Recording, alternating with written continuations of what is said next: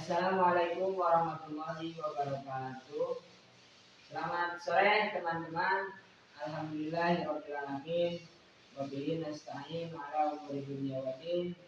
Wassalatu wassalamu ala asyrofil anbiya'i wal mursalin wa ala alihi washabbihi ajmain. Amma ba'd.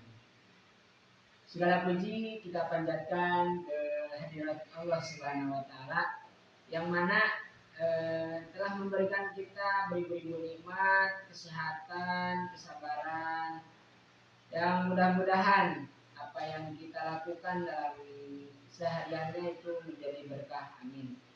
Kembali lagi bersama saya Dede Rahmat Sugiana dari jurusan Ilmu Hadis semester 4. Di sini saya akan menyampaikan sebuah hadis tentang relasi hubungan dalam berumah tangga.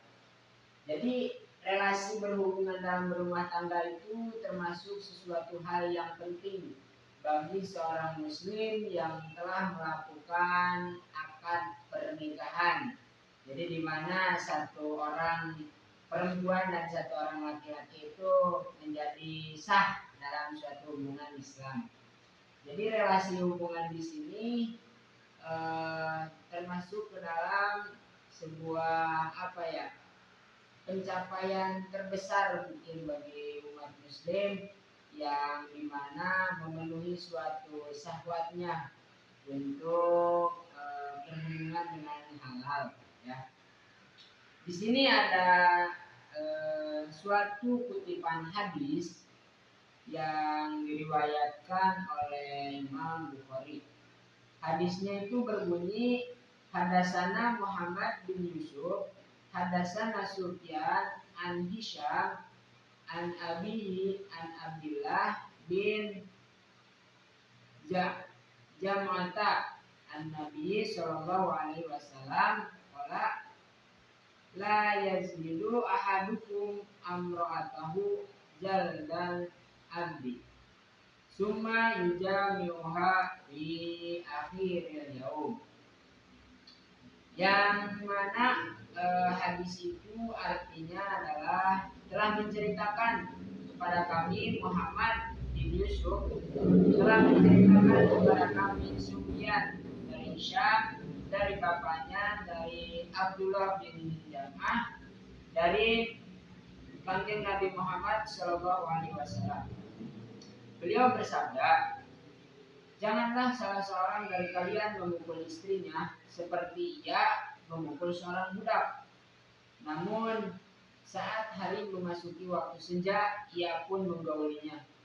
Jadi hadis di sini menceritakan bahwa seorang suami itu dilarang untuk memukul istrinya ataupun memarahi istrinya secara berlebihan.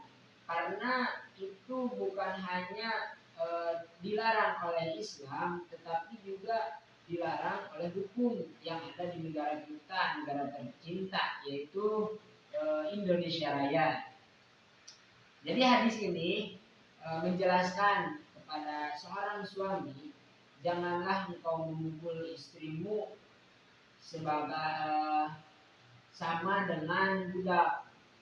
Jadi ketika siang Anda marah-marah kepada istri, memukul istri, tetapi ketika menjelang malam hari Anda meminta kepada istri Anda untuk memenuhi suatu kewajiban seorang istri, yaitu bersetubuhlah kalau dalam bahasa kasarnya.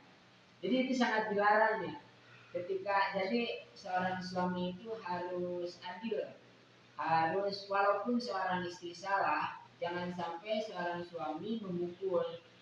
Alangkah baiknya seorang suami mengajak si istri itu agar dari kesalahan tersebut ya dikasih tahu ataupun diingatkan, janganlah engkau seperti itu wahai istriku. Nah itu mungkin lebih enak didengarnya oleh seorang istri daripada suami memukul istrinya, memukul istrinya gitu ya.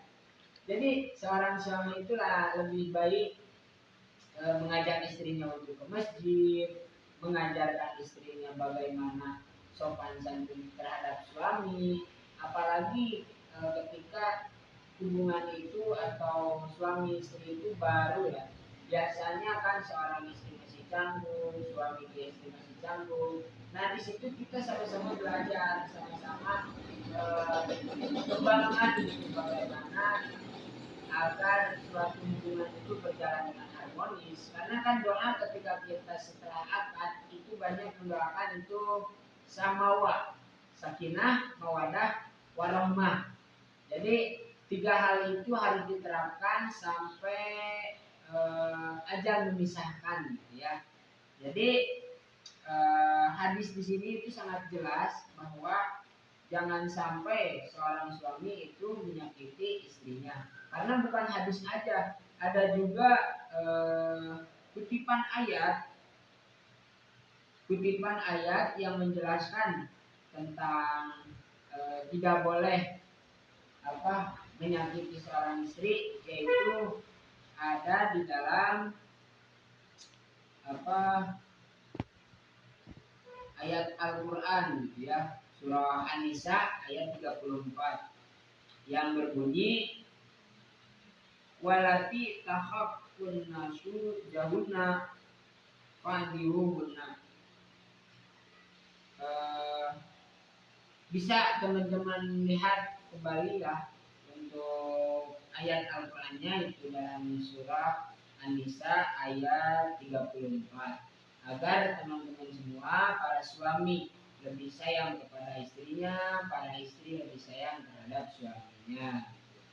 Mungkin untuk pertemuan kali ini dicukupkan sekian. Kurang dan lebihnya mohon maaf bila ada kesalahan, karena kesalahan datang dari saya pribadi dan kelebihan itu hanyalah milik Allah Subhanahu wa taala. Terima kasih. Wallahul muwaffiq ila aqwamit thoriq. Wassalamualaikum warahmatullahi wabarakatuh.